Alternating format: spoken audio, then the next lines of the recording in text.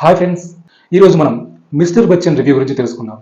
ఇవాళ 7 PM షోకి నేను వెళ్ళడం జరిగింది. మిస్టర్ బచ్చన్ మూవీకి సినిమా చూసిన తర్వాత నా ఒపీనియన్ చెప్పాలంటే ఈ సినిమాని మనం ఒక స్టాక్ మార్కెట్ గ్రాఫ్తో పోల్చవచ్చు. సినిమా స్టార్టింగే మంచి హైప్తో స్టార్ట్ అవుతుంది, సూపర్గా ఉంటుంది. ఒక మంచి ఫైట్ సీన్తో అద్దిరిపోయిందిరా మూవీ అనిపిస్తుంది. కానీ అక్కడ నుంచి మెల్లమెల్లగా తగ్గుతూ తగ్గుతూ తగ్గుతూ వస్తుంది. మధ్యలో ఒక చోట మళ్ళీ ఇలా పెరుగుతుంది, మళ్ళీ తగ్గుతుంది.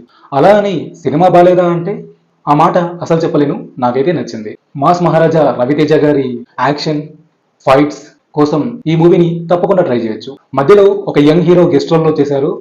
ఆయన ఉన్న 5 minutes చాలా బాగుంటుంది. కథ విషయానికి వస్తే మాస్ మహారాజా రవితేజ గారు ఒక ఇన్కమ్ ట్యాక్స్ ఆఫీసర్. నిజాయితీగా ఉన్నందుకు సస్పెండ్ అయినా మళ్ళీ మెయిన్ విలన్ ఇంటిపైన రైడ్ చేయడానికి ప్రమోషన్ తో మళ్ళీ జాబ్ వస్తుంది. ఆ రైడ్ ఇంటర్వ్యూకి ముందు స్టార్ట్ అవుతుంది, క్లైమాక్స్ వరకు కొనసాగుతుంది.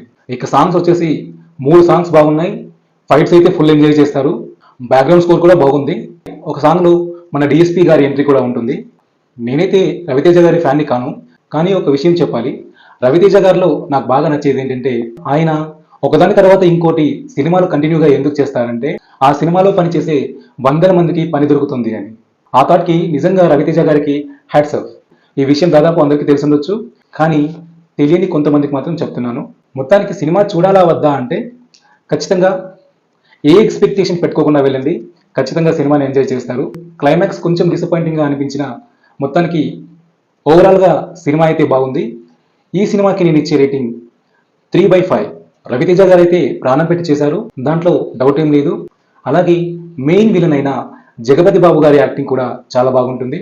ఇక ఫ్యామిలీతో చూడొచ్చా అంటే అక్కడక్కడ స్లైట్ రొమాన్స్ ఉంటుంది, కానీ అంత ఇబ్బందికరంగా ఏముండదు. అది పర్లేదంటే ఖచ్చితంగా చూడొచ్చు.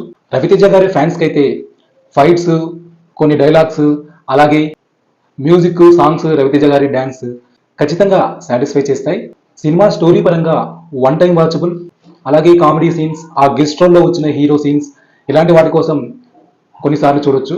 ఆ గెస్ట్ రోల్లో వచ్చిన హీరో పేరైతే నేను రివీల్ చేయదలుచుకోలేదు, అది మాత్రం మీరు సినిమా చూసి తెలుసుకోవాలి.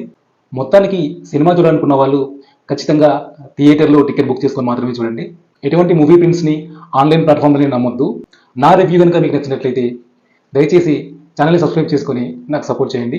మళ్ళీ మరొక మంచి మూవీ రివ్యూతో కలుద్దాం. అంతవరకు సెలవు. నమస్తే.